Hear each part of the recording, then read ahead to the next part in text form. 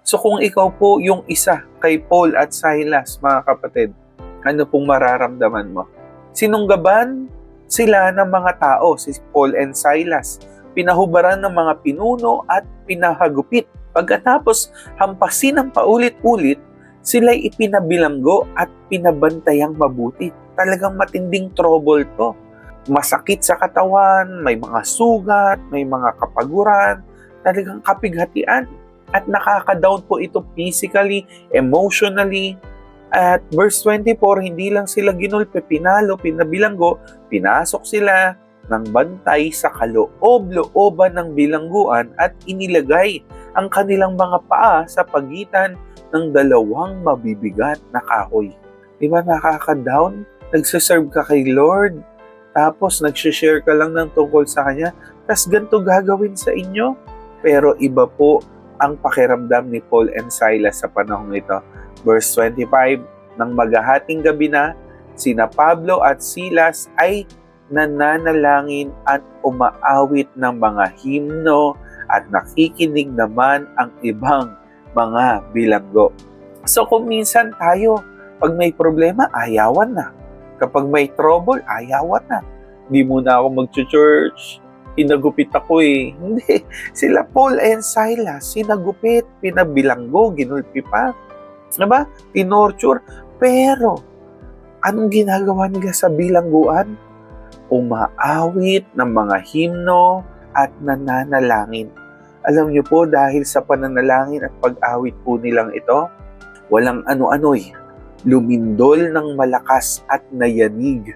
Pati ang mga pundasyon ng bilangguan, biglang nabuksan ng mga pinto at nakalag ang mga kadena o tanikala ng lahat ng bilanggo. Nagising ang bantay ng bilangguan at nang makita niyang bukas ang mga pinto, inakala niyang nakatakas ang mga bilanggo. Dahil dito, binunot niya ang kanyang tabak at magsuswi sana yung kapitan. Bakit? Kasi pag siya natanong, ano nangyari? Nasaan ang mga bilanggo? Paano niya papaliwanag? Siya po ang tutorture. Siya po ang papatay. Kaya uunahan na niya bago pa man gawin sa kanya yung pahirap. Pero sumigaw si Pablo, huwag mong saktan ang iyong sarili. Narito kaming lahat.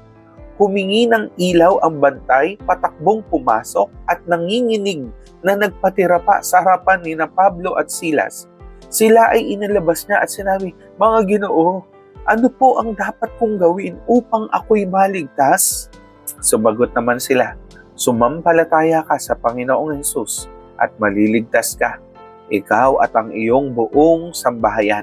At ang salita ng Panginoon ay pinahayag nila sa Kanya at sa lahat ng nasa Kanyang bahay. Nang gabi rin ngayon, hinugasan ng bantay yung kanilang mga sugat at siya'y nagpabautismo pati ang buo niyang sambahayan. Pagkatapos, sila ay sinama niya sa kanyang tahanan, pinaganda ng pagkain, masayang-masaya ang bantay at ang kanilang buong sambahayan sapagkat sila'y nakakilala sa Diyos. Praise be to God. Alam niyo po, si Paul and Silas sa kanilang trouble na kinaharap, sila po ay nag-worship, nag-pray, and because of those trouble situation, naging daan pa para maligtas yung bantay at yung buong pamilya po nung bantay. Praise the Lord.